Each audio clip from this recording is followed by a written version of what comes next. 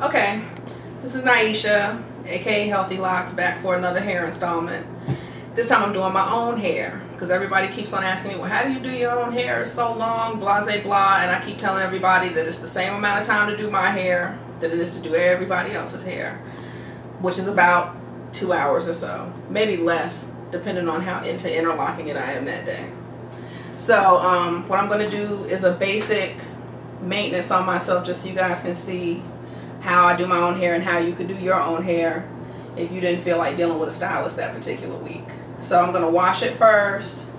I'm going to oil my scalp, do a mini scalp massage.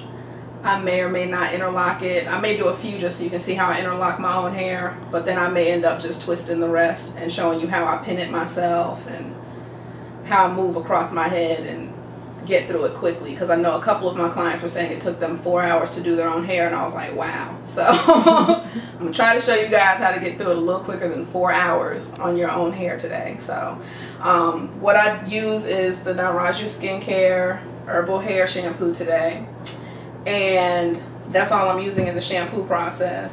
I have my fluffy towel, thanks to my mom, because I left mine in the car because we're at my friend Khalil's house right now. So I have my travel hair bag in the other room that I bring when I do my clients' hair also. But fluffy towel, and I also use a safety pin. I don't know if you guys can see it, but to save my mom's zooming time. Thank you. I have a little safety pin, and I use that just to clip the towel when I'm done wrapping my hair up after I come out the sink. But you'll see that because I'm about to do it anyway. But I just wanted to show you I have my safety pin and my shampoo. If my hair needed conditioning, I would condition it also, but I just washed it like last week, so it doesn't need that today. But yeah, I'm about to get started. So this sink in particular has a sprayer attached to it already, but I know you saw in one of my other videos I have a travel hose that I use that I attach to some sinks that don't have this built-in sprayer. It really doesn't matter whether you use this or the travel hose. What matters is that you shampoo your hair properly. When I'm shampooing my hair, I do what I call a front, back, side, middle thing with the shampoo, is where I make sure I get a little bit of shampoo in the back, the front, the sides, and the middle of my scalp, and then I scrub it all in together. You'll see that in a second as soon as I get started. But I'm trying to think. Yeah, I remembered everything. I wanted to make sure I didn't forget anything while I was telling y'all the prequel to what I'm about to do. So I try to get my water to a temperature that I like it for me. Not too hot, not too cold. Make sure your sink is rinsed out, nice and clean, or as clean as possible, so you're not washing your hair in vain and getting other dirt in it in the process. I'm going to try to talk as loud as possible so you can hear me over the water, because once I get my face down in here, it might be an echo. We'll find out. So I turn my shampoo bottle upside down. That's just like a little habit thing I've been doing since I started my locks. It's easier for me to grab it that way and just squeeze when I need to, but all bottles don't stand that easily, but the Nyraju skincare bottles do, hint, hint. So it makes it easier to shampoo your hair, in my opinion, when you're doing it yourself. Okay, I have a question for you that some of the viewers might have. Yeah. You have That's my mom in the background, by the way. Hi, guys. You have lock adornments in your hair. Do you remove them, or is it safe to wash your hair with your lock adornments? I wash my hair with my lock adornment in. I don't stress about taking it in and out. Sometimes I forget it's in there, to be honest, but it's not going to harm it for it to get washed in the process, because if your lock adornment is a good one, it's real metal anyway. So if it's real silver or bronze or gold or whatever the person that makes it made it out of, then it's not like it's going to change color getting wet. So it's okay for it to get wet when you wash it. I know some people are very particular about their lock adornment. You can take it out if you want to when you're washing your hair, but I leave mine in. I don't worry about it because it's not going anywhere. And if it's a copper piece, it'll oxidize, which is normal for copper. Right. That's going to happen anyway, whether you're washing your hair or going in the rain. Right. So. Okay. Good question, Mama. I pull all my hair over, rest it all in the sink.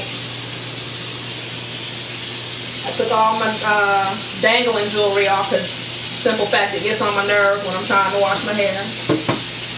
So take the sprayer and just start wetting my locks.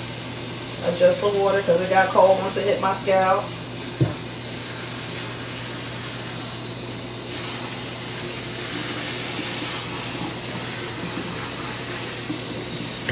Just making sure I'm wetting my hair back to front. Let the water run down the rest of my locks. And the hair is so thick, it's catching some of the water at the base anyway. Exactly. So I'm just starting up here and letting it run down. The longer your hair is, you need to let the water run through it a little longer than normal just to make sure it gets wet all the way down. Some people find it easier to lift their hair up like this and make sure the water gets there. So you can do that also. Now that it's mostly wet, I'm going to hit that, conserve some water. Keep your towel by your side for the simple fact that sometimes the water starts running in your eye. It can get annoying. I either clutch my towel between my legs or I lay it across my back like this, which makes it easy to grab these two little ends if I ever just want to wipe in the middle of washing it. So I'm going to leave this here for the washing part so you can see what I do. So now my hair is wet. Grab my shampoo, which is already upside down. Squeeze a little in my hand. Rub it right at the base. Squeeze some more. Rub it in the middle. The right side. Left side. And this is a little bit every time I do it, and then in the front. And then I just start working it all around. I do the back side, middle front thing just because it helps me evenly distribute my shampoo.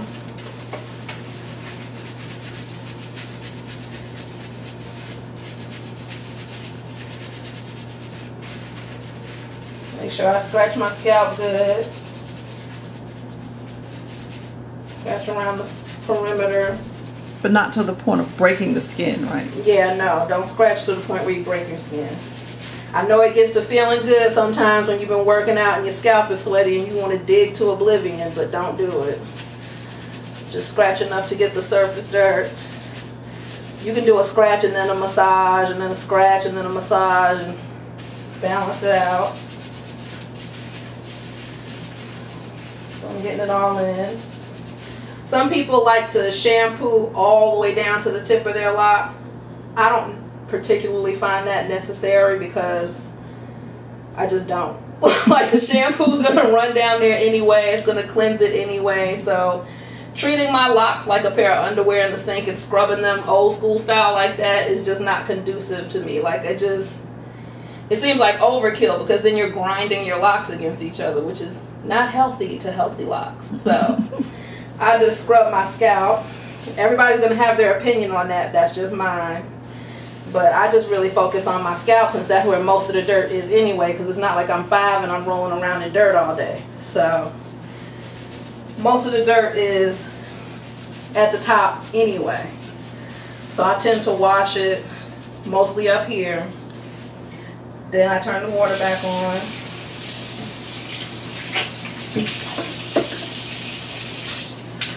All right.